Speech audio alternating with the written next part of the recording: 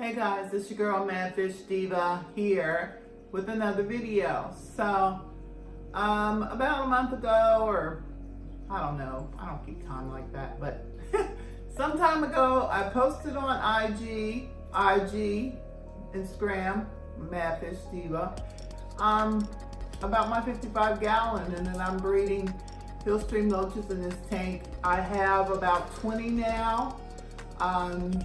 And I'm seeing some breeding behavior. So they bred last spring, so maybe they will breed this spring.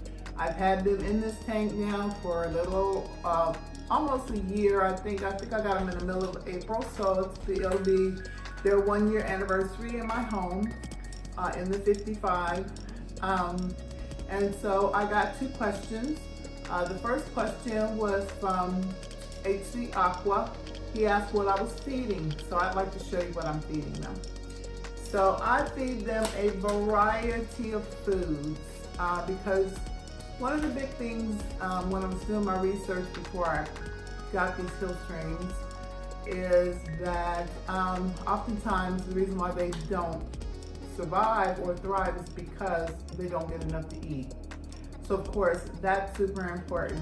So the adults, I have actually seen them eating this frozen brine shrimp from San Francisco Bay brand. And so there's that. For the little ones, I presume this probably attaches to plants and other things. And so it gives the other, the babies an opportunity to eat, probably collects in biofilm and the other types of organic materials that collect on the driftwood and on the leaves. And so I also, and these are from Hikari, baby brine shrimp, and these are both frozen foods, okay? In addition to that, I think you can't go wrong with a great rapashi. So this is the rapashi Soylent Green. And so you just mix this. I mix this about 2 to 1, 1 being the actual mixture and 2 portions of hot water. The first time I mixed this, I did not do well. It didn't come out right. It was real funky. No reference to my boy Apple Funk, but it was funky. And so make sure the trick is the water is super hot. So I just warmed it up in my glass measuring cup in the microwave until it bubbled, which is about 2 minutes, give or take. But make sure the water is super hot and make sure you stir this well. I use plastic forks because I'm kind of OCD like that. I don't want to use my other stuff. Yeah, and so make sure you stir this up well. Make sure it is well dissolved because if not, it's not going to set. So like I said, I mix this 2 to 1, 2 parts water, 1 part rapashi. This has lasted me a long time too. This is a great value. I got this on Amazon. Might have been $10 or give or take $1, whatever. Great food. I am not sponsored by rapashi, but I understand that it's somebody who has been active in the fish community, so want to support, but this is a great food. The next food is just a good old Pleco wafer. Anything that says complete diet for algae eaters. So I use I buy what's on sale sometimes, but this is the Tetra brand, but I'm sure that there's others that you can use. And so, yeah, that's that. Now, in addition to that, of course, the fish will eat oshwish, I guess it's pronounced. I'm not good with pronouncing. Yeah. But anyway, that and biofilm and things like that are in the tank, microscopic little organisms and things. I have an Indian almond leaf in there. I have it here for 2 reasons. One, because I love the tannin, but that was the first question. The next question was from Learning to Keep Fish, and he asked, what made me decide to breed instead of this fish instead of other fish? So I did research when I was ready to set up. I was given this 55, and I did some research because I wanted to put something very cool in it. I've had smaller tanks most of my life.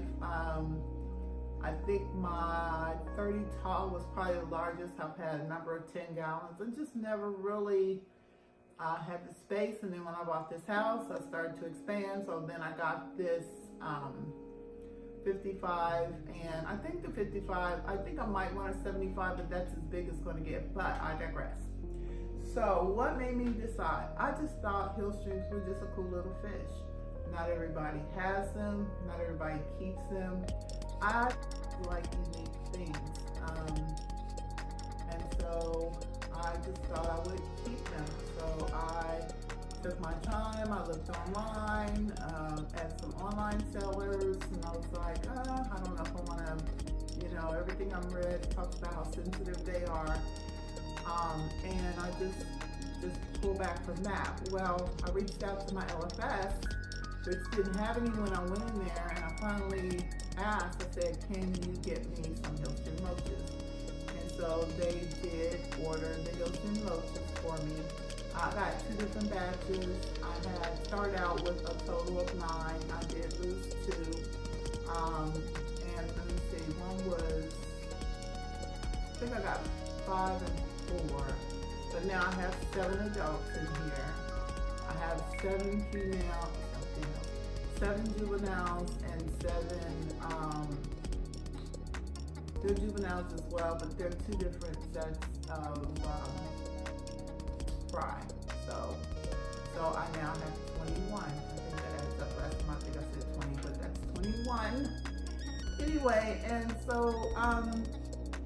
everything I read talked about the high flow, and every time I post something on IG about these, I say every 3 or 4 posts someone tells me, oh, you don't have enough flow in that tank.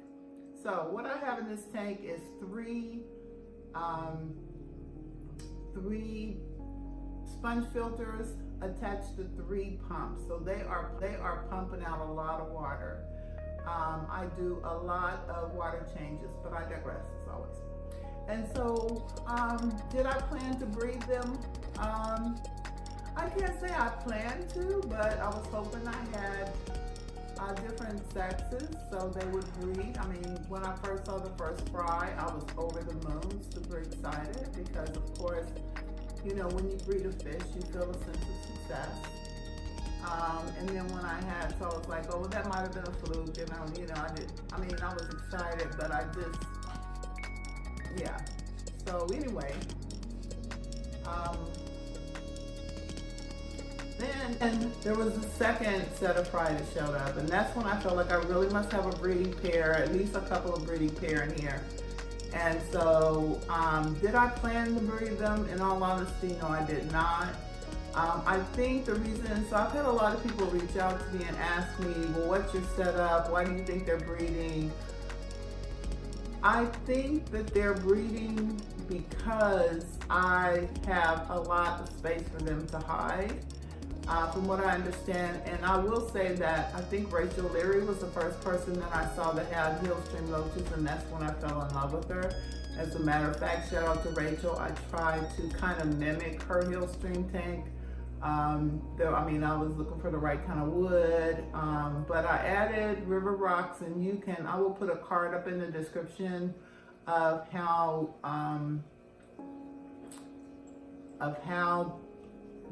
I collected all the materials for this tank. And so the last part of the question is, how did I figure it out? Like I said, I think that I gave them plenty of hiding spots. So there's rocks, there's lots of course, plants in here. And then there's the wood. And then back behind that, like up under the middle part, I've got rocks kind of piled up. And Rachel was saying that she thinks they dig little divots or spaces in the rocks, and that's where they lay their eggs. And so I've never seen the eggs. I've only seen the babies when they're super tiny and they're so adorable and it's totally different. So if you go back and look at my other videos, you'll see just how different they look, and on IG, Mantis Shiva. And that's it. So thanks, HC Aqua and Learning to Keep Fish, for your questions. I hope I answered everything and didn't digress too much. Thanks for watching, you guys, and keep it out.